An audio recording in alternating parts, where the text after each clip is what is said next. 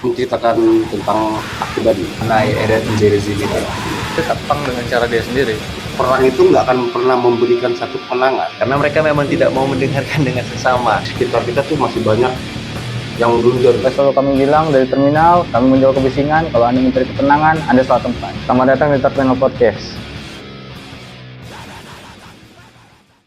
Aku baca bio Lodge sebelum podcast ini, ada satu kalimat yang menarik. Sebelum kami berteriak tentang dunia, kamu membereskan halaman rumah kami dulu. Apa yang sebenarnya mereka beresin? Langsung aja kita tanya sama Lodge. Oke, Lodge itu sebenarnya apa? Kenapa namanya Lodge? Apa dulu nih sebenarnya Lodge nih? Historinya. Story Lodge ya. Iya. Lodge yang artikulasinya itu adalah danau.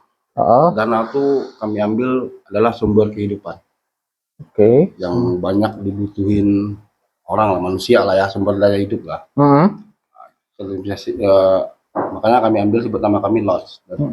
Danau sebuah perairan kecil tapi cukup menunjang kehidupan yang lumayan besar untuk di daerah itu. Oh gitu ya, kalau kayak untuk, ya kalau dalam apa? Kalau dalam arti namanya Lodge itu, sebuah danaunya itu. Kapan mulai terbentuknya Lodge itu sendiri, Bang? Lodge ini terbentuknya sekitar 2003-an. 2003? 2023. Oh, 2023. 2023. Oke. Ya sekitar 2 tahun 2023. Oke. Awalnya kita berlima. Oke. Sekarang kita ada bertiga. Dua lagi. Oke, biasalah internal band ya. Dua. Kan habis itu gini. Aku sempat bingung juga soal power violence. Kenapa mengusung genre power violence? Menurut kita, power violence itu dia padat, singkat, jelas artikulasinya, dan tegas. Oke. Tanpa basa-basi. Jadi dalam waktu yang kurang dari semenit, itu kita bisa menyampaikan semua pesan, amarah, kebencian, dan segala macamnya, perasaan, ego, apapun lah. Itu masuknya ke genre lebih ke punk, hardcore punk kah, atau thrash punk, atau apa? Hardcore punk sih dia. Power violence itu kayak sebuah pergerakan di era hardcore punk itu lagi udah mulai menurun gitu. Ya. Minatnya di hardcore punk dulu tahun-tahun sekitar 80-an gitu kalau kita bicara sejarah power violence. Jadi pemuda-pemuda dulu itu, anak-anak muda zaman itu tuh mau ngebuktiin kalau hardcore punk itu musik cadas yang sebenarnya masih bisa dibikin lebih cadas lagi, bisa dibikin lebih keras lagi, bisa dibikin lebih tanpa basa-basi lagi. Lebih to the point aja dia. Berarti jadi akarnya tetap dari hardcore punk dia. Akarnya tetap hardcore punk, tetap itu. Oke.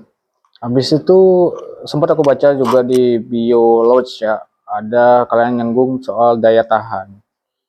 Kalau daya tahan yang representasinya tuh maksudnya seperti apa, Bang? Maksudnya dari lingkungan kecil di kehidupan keras, kumuh, dan harus tetap bertahan. Nah, ini menarik nih.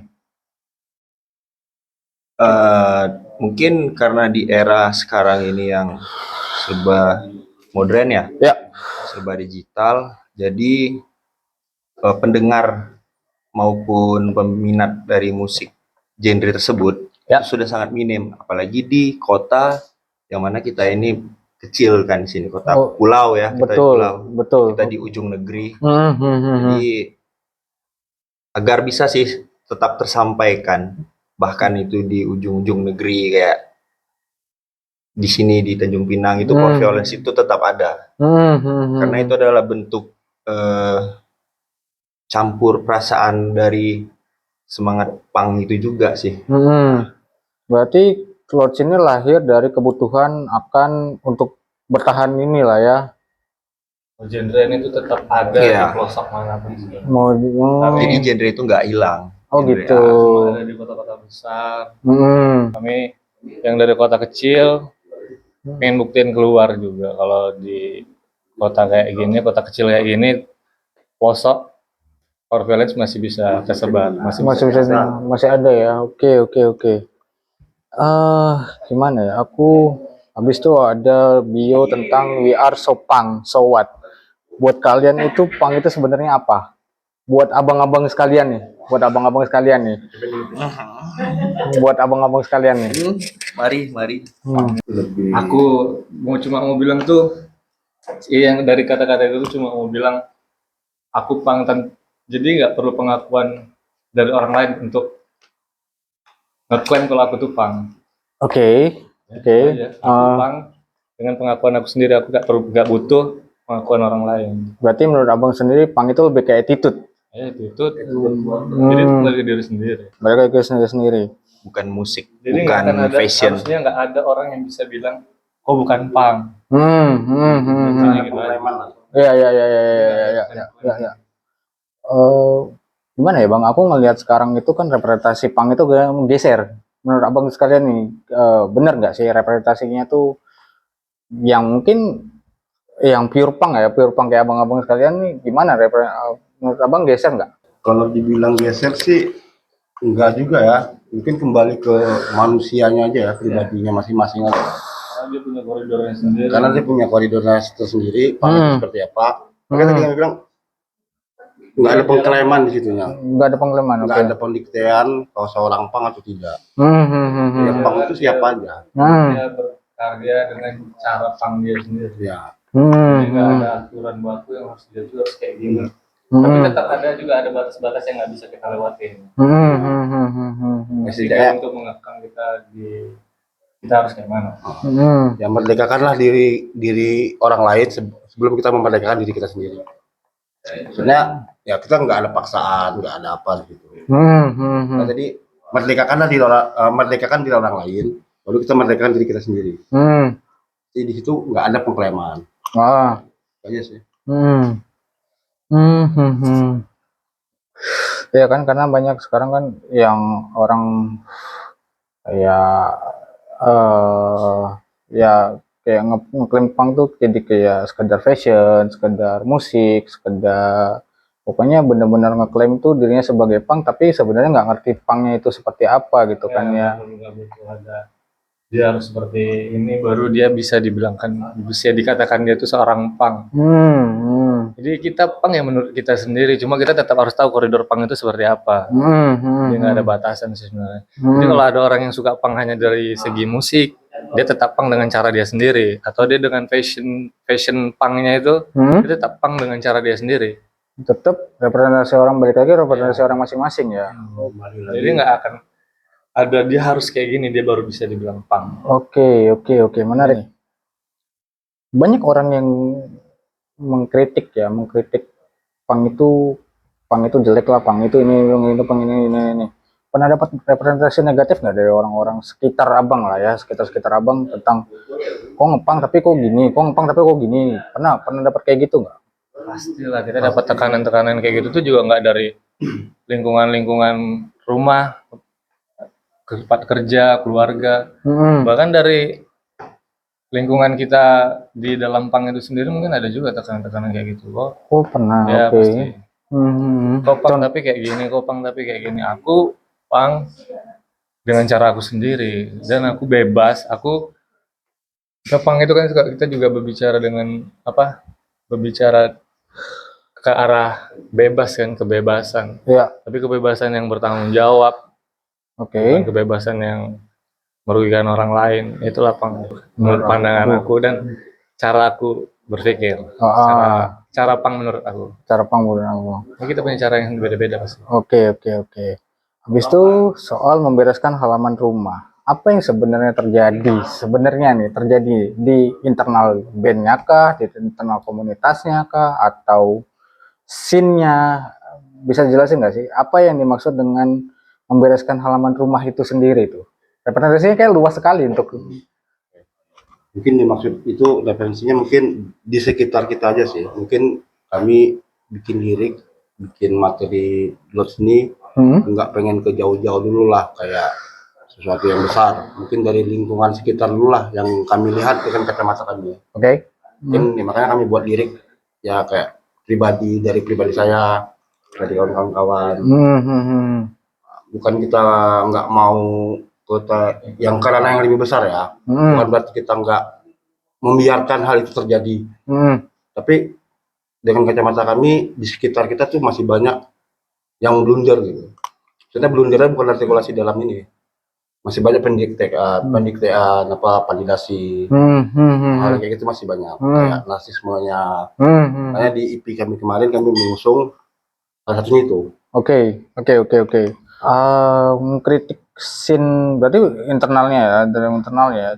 Bisa kasih contoh nggak sih apa sih yang sebenarnya terjadi di yang menurut kacamata abang sendiri deh?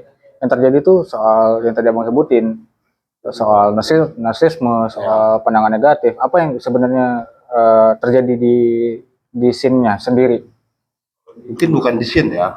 Oke. Mungkin kalau kita bilang bukan di scene ya, tapi di sekitar kita tuh banyak. Mungkin ya keseharian, mungkin bisa dikatakan tempat kerja atau di lingkungan tetangga. Banyak. Oh ya. Bukan di sini tuh, bukan di ruang lingkup sini tuh aja. Oke. Mungkin banyak lah kehidupan sosial kita sehari-hari, kita bertemu dengan siapa. Itu aja sih. Sebelum motor tentang dunia, berarti kita beresin yang ada di sini. Pokoknya ada yang sekitar kita sendiri lah ya, representasinya gitu. Oke. Kalau musik dan keresahan pribadinya, sebenarnya lebih ngangkat kemana nih? Tentang politik terus kah? Karena kan setahu aku awam soal punk.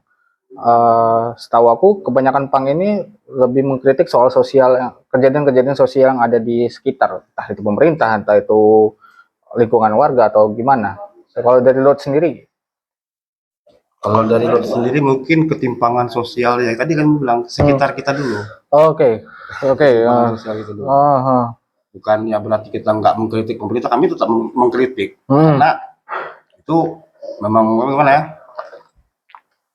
Yang kita lihat itu dari ketimpangan sosial di sekitar kita dulu lah. Kalau kita bilang mungkin ada kawan beranggapan kenapa sih nggak mengkritik tentang pemerintahan segala macam. Kami mengkritik, tapi dengan cara kami gitu. Patah semut di ujung bukit nampak, gajah di pelupuk mata nggak terlihat. Ya, seperti itulah. Oke. Kami tetap mengkritik pemerintah, tapi dengan cara kami. Kalau lirik biasanya siapa yang bikin soal keresahan dari siapa dulu nih, dari abang-abang bertiga nih? Lirik tuh keresahan dari mana dulu nih? Keresahan siapa? Mungkin Bang. Betul. Siapa yang mau buat sih sebenarnya? Ya kayak aku pribadi punya nih, kayak keresahan ini aku buat, kita jadiin. Kayak Husen punya, si Kevin punya, kita jadiin. Oke. Barengan sih semuanya. Barengan ya. Berarti tapi sekarang kalau Lot sendiri keresahannya selain dari lingkungan ada lagi nggak? Perang. Soal Irak Amerika, kalau semua. Apapun dalam bentuk perang. Karena perang itu nggak akan pernah memberikan satu kemenangan. Perang itu akan memberikan satu kehancuran. Oke. Adapun kata menang, dia bukan menang. Oke. Dia ada mesin penghancur. Ya. Yang merusak mungkin banyak ya kematian, jutaan kematian, pembantaian. Pembunuh yang berhasil bertahan hidup. Oh, ya, oke. Jadi yang namanya perang tuh nggak ada yang menang. Berarti memang kalau untuk politik yang harus koruptor apa segala macam itu soal politik tatanan negara, ya belum sekarang. Belum ya. Bukan berarti kami tidak mengkritik. Kami mengkritik teman dengan cara kami. Nah, yang menarik adalah aku sengaja buka Instagram Lodge, aku juga buka ada di link tree-nya. Ternyata abang-abang ini sudah bikin album ya. EP. Oke. Aku agak susah nyebutnya, tapi tolong dibantu ya, Bang. Tolong dibantu ya. Ana Erets Jerezimit. Itu bahasa mana? Artinya apa? Kemarin kebetulan kan memang saya yang ngerjain desainnya, dan itu kita hasil dari penelitian, cuman bukan penelitian sih. Dalam kurun itu waktu ngerjainnya desainnya tuh singkat banget. Itu nggak lama, hanya butuh waktu 1 jam. Jadi memang dia keluar aja dari kepala, dan waktu nyari kalimat dari sisi gelap kemanusiaan itu, bahasa yang paling enak itu ya bahasa itu. Anai eret nzerezim itu. Itu Jadi dari itu ya kalau nggak salah mungkin boleh direvisi kalau Iya, salah. iya. Ya ini ngambilnya dari bahasa dekat Irlandia sana. Oke. Bahasa Irish. Oke. Mungkin salah, jadi karena waktu itu kita ngerjainnya memang memang sengaja dalam waktu singkat, karena memang pengen ngelepasin spontan gitu. Jadi artworknya memang benar-benar spontan.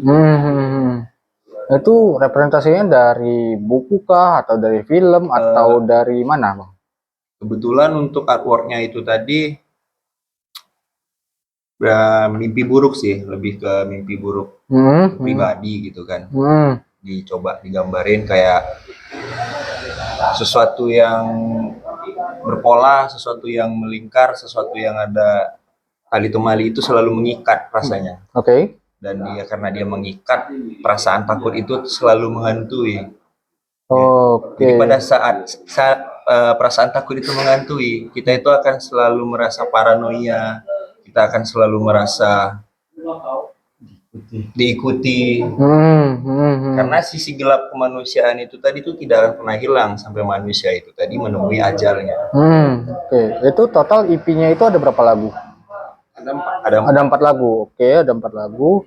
Ada benang merah dari 4 lagu itu, ada benang merahnya masing-masing nggak? Kalau ditarik lurus semua. Benang merah nggak ada sih. Nggak ada benang merah, maksudnya di EP pertama itu ya, di 4 track itu ya sebenarnya sama aja, nggak ada pembatasan, nggak ada ini. Nggak ada pembatasan. Oke. Lalu ada satu judul yang sebenarnya agak menarik, cuman mungkin agak menakutkan untuk aku bahas. Police Corrupt. Apa yang membuat melatar belakangi lagu ini nih? Yang latar belakang lagu ini apa nih? Police Corrupt. Ya. Mungkin tidak kita ngomong tentang Police Corrupt ini mungkin hanya oknum ya. Bukan ya, polis korup itu yang seperti ya banyak lah yang kita lihat dari terjadi hari-hari seperti ini, kayak polis-polis yang korupsi, yang minta ini minta itu, intinya. Oke. Kayak orang kena, kayak sesuatunya kayak seperti orang-orang kena tilang motor. Itu kan salah satu dari korupsi yang merugikan banyak pihak lah. Ya. Nah, itu yang membudaya, yang mengakar di Indonesia. Makanya kita angkat, itu salah satu dari materi kita yang kemarin. Itu lahir dari pengalaman pribadi atau memang pengamatan? Pengalaman pribadi. Oke. Memang berarti udah ditunjukkan banget ya untuk si ini nih. Pernah nggak gini? Mau ngomongin soal Police Corrupt. Aku nggak, mungkin nggak ada sambungannya sama sekali ya. Tapi ada satu grup rapper NWA di salah satu interviewnya di Ice Cube pernah bilang mereka nggak boleh bawa lagu itu. Pernah kejadian nggak di Lord sendiri untuk ditekan sama instansi tersebut untuk pasti kan lagunya Ice Cube rapper itu kan polis itu kan betul bahasanya jelas. Betul. Kita nggak jelas, jadi nggak akan tahu deh kita ngomong. Jadi itulah keunggulan dari Power Violence tadi. Kita menyampaikan pesan kebencian maupun hujatan maupun apapun kalimat itu tidak akan pernah bisa terdengar, karena mereka memang tidak mau mendengarkan dengan seksama. Karena rap tadi yang dibahas NWA itu ya karena artikulasinya jelas. Artikulasinya sangat jelas. Makanya sempat ngelihat itu tuh, ngelihat salah satu judulnya, aku wah ini keinget si rapper ini nih. Kalau ngomongin musik sekarang ya, di era digital. Apa tantangan terbesar untuk Load sendiri di era yang mungkin aku bilang tetap selalu aku tanyain di beberapa band di podcast sebelumnya, untuk tantangan terbesar di era sekarang, bagaimana musik underground ini tetap bisa relevan dengan anak-anak muda itu sendiri? Generasi ya ngomongnya ya. Ya, generasi. Kita ngomong antar generasi. 2006 ke bawah. Sebenarnya dari dulu ya kalau kita ngomong garis besarnya underground ya, nggak ada ininya sih, nggak ada perubahannya. Ya yang old school, mau yang new generasinya sama aja sih. Yang jelas di sini bukan kompetisi. Jadi mau dia orang lama, mau dia orang baru, sama aja. Yang nggak ada namanya senioritas itu nggak ada sih. Di kacamata kita, sama aja sih. Ya kalau untuk semangatnya sekarang jelas kita lihat makin rame ya. Makin rame. Maupun Tanjung Pinang, mau di Uban, di Kijang, di Batam, lagi Tanjung Balai Karimun, rame kok. Tapi menurut abang, aku sempat vakum juga untuk beberapa waktu. Scene di Tanjung Pinang sendiri bagaimana bang?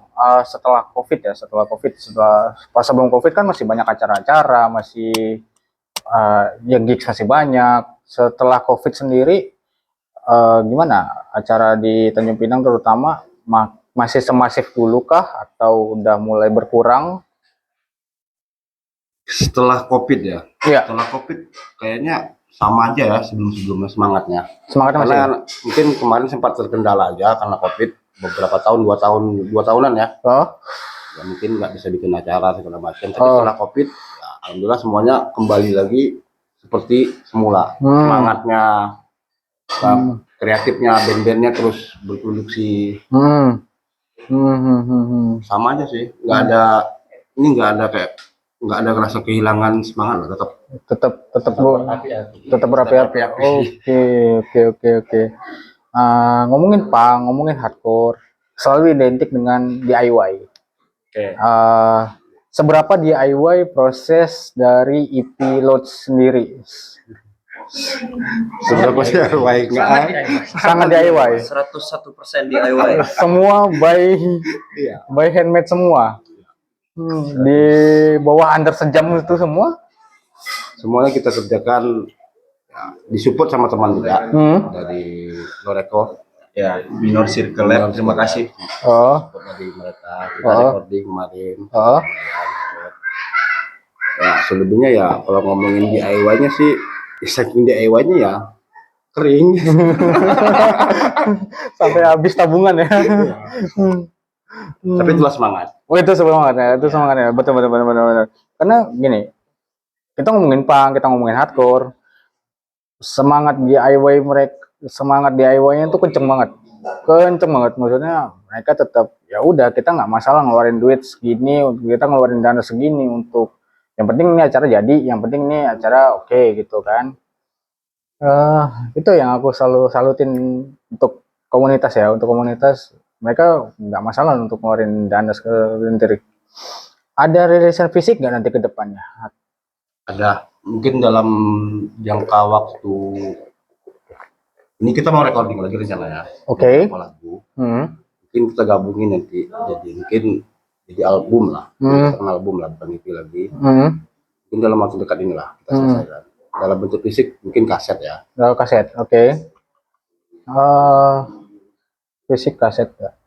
Berarti semua lagu abang ini record under 30 detik semua? Enggak juga. Ada beberapa mungkin yang lebih. 1 menit lebih. Enggak selamanya juga performance itu harus 1 menit ke bawah. Jadi dia sebenarnya tadi pesan yang pengen disampaikan itu cepat dan tegas aja. Kalau memang pesannya panjang ya silahkan, mau 1 menit mau 2 menit, berarti kan tergantung pesannya. Oke. Lalu berarti gini ya, tetap aku kayak ngeliatnya kayak greencore ya, lebih mirip-mirip greencore nggak sih? Agak-agak ada mirip-mirip sama greencore ya. Mirip greencore. Dari rootsnya dari dari root. punk. Oh, Bedanya di situ aja. beda situ aja.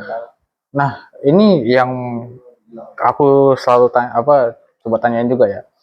Susah gak sih mainin musik yang harus temponya cepet banget dengan kayak bener-bener kayak peluru. Bener-bener kayak Kalau peluru. dibilang susah ya, susah pasti susah. Susah banget ya. Karena membutuhkan suatu kemampuan lah, karakter. Apalagi drummer. Abang sebagai drummer, Makanya gimana caranya untuk menjaga harmonisasi Abang Hussein dengan vokalnya? ada, aku cuma butuh air putih. Air putih. Air putih. Ya, gitu aja.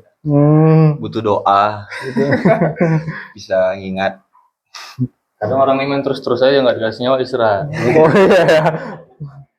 Tapi kalau bicara manggung paling chaos itu di mana? Maksudnya untuk hardcore, untuk acara punk, untuk semua acara underground. Menurut Abang gigs yang paling crowded, yang paling gila di mana tuh? Semuanya kayaknya sama aja. Semangatnya sama sih. Semangatnya Cuman sama. Mungkin kalau dibilang yang paling tadi berkesan ya mungkin ya. Ya. Mungkin di lokal suara. Lebih ngeblend aja rasanya di lokal. Oh iya. Lebih lepas aja. Bukan enggak berarti bukan semuanya, enggak, sama sebenarnya. Mungkin di saat itu Indoor. karena indoor juga. Kita lepas. Sebenarnya semua sama aja. Di acara reuni metal yang berapa? Yang di The Forest. Lepas aja sih. Iya. Oh iya. Sampai manjat-manjat ya. Berarti gimana ya Bang? Maksudnya Abang lebih cocok dengan venue dengan tidak ada gap antara penonton dengan pemain gitu ya. Lebih enaknya gitu. Karena pernah nonton dulu Straight Edge waktu pas main ke Pinang di Kaca Puri. Vokalisnya pernah bilang ini tempat panggung paling enak karena tidak ada gap antara batasan antara dengan penonton dengan pemainnya. Crowdednya langsung, pokoknya kita bisa gabung semuanya gitu. Bebas aja, kalau kami sih nggak pernah milih nggak pernah milih stage ya. Iya. Gimana aja oke lah, mau dia studio gig, Hutan, mau dalam hutan ini oke aja sih. Karena pasti sesuatu yang teman buat itu pasti sesuatu yang butuh tenaga, pemikiran dan uang lah pasti ya. Pasti. Kita harus kita hargai. Pasti. Nah itu semangatnya kita tetap. Mau gimana pun tetap semangat. Terus semangatnya. Oke. Berarti lebih mentingin untuk rilisan fisik atau manggungnya sebenarnya. Kalau dari Abang bertiga. Bilang tadi ya momen salah satunya ya. Dari fisik atau dari panggung. Sebenarnya sih sama-sama dibutuhkan gitu ya. Karena kita punya fisik untuk ya tadi dijual untuk ngidupin lagi gitu, untuk recording lagi. Ya kalau panggung tadi ya tadi kita menyampaikan apa yang telah kita tulis. Kesan itu tadi. Nah, selain silaturahmi lah sama teman-teman. Ini juga baru aku dapat kabar menarik juga nih dari Bang Hussein sendiri, ternyata nge-DJ juga. Itu coba boleh dijelasin, boleh di ini, boleh agak beda nih dari biasa yang langsung. Ya, jadi itu kayak alter egonya aja. Oh, alter ego. Si alter ego dari main musik keras itu kita tetap ada bagian yang fun-nya kok. Oh, ada fun-nya. Tetap itu proyekannya tuh yang seneng-senengnya gitu kan. Lebih ke pengen berbagi kesenangan, kebahagiaan aja sih, bukan pengen bukan pengen marah-marah terus. Jadi tetap sama pesannya yang disampaikan itu tetap tadi, sama. Walaupun bentuknya beda. Pengen coba ini enggak? Anggap lah kayak kita ngomong, mungkin aku pengetahuan musik aku sedikit. Anggaplah kayak Limp Bizkit. Oke. Limp Bizkit menggabungkan new metal dengan si DJ Little-nya. Abang ada niatan gitu nggak? Ada sempat kepikiran juga sih beberapa lagu yang kedepannya nanti dibikin sedikit seduhan techno mungkin ya. Oke. Ada masuk techno. Cuman itu mungkin perlu dirundingkan lagi. Apakah bisa di combine atau gimana, itu perlu obrolan lebih lanjut lagi sih. Tapi ada permasalahan nggak sekarang tinggal bertiga gini nih, internal bandnya nih kayak sering gontok-gontokan kah, sering nggak cocok kah, sering gimana, Nah, nggak ada. Ya biasa aja. Kayak kita kan punya kayak aktivitas masing-masing ini di luar band. Oke, Ya band ini kan hanya sekedar tadi lah kita ngomong hobi ya. hobi ya. Hobi selain hobi ya tadi lah. Kita punya aktivitas di luar itu. Mungkin saya katakan kita jadi jarang ketemu kita. Oh, jarang ketemu. Jarang sekali. Dari kalau misalnya dalam 1 minggu ada jadwal, pokoknya kita harus tentuin 1 hari untuk kita latihan nih. Ada nggak? Oh ada. Ada. Tapi bukan dalam 1 minggu sih. Biasanya Hamin satu. Iya. Hamin satu acara. Karena memang ada Oh, Memang ada ada kesibukan, kesibukan. ada pekerjaan juga kan. Untuk Nggak pernah lah misalnya kita ngejadwalin yuk seminggu sekali hmm. gaming gitu. Ya. Nggak. Tapi selama ini tetap komunikasi Lancar. ini tetap terjaga dengan baik. by phone. By phone. Nah, semisal gini, Bang Husin punya ide musik, dari Bang Kevin ada ide musik, Bang ini juga ada ide musik. Menggabungkannya gimana? Kalau misalnya jarang latihan kita jarang ketemu untuk latihan, gimana nih? Dapat bikin materinya gimana? Mungkin kita ngomong chemistry ya. Oke.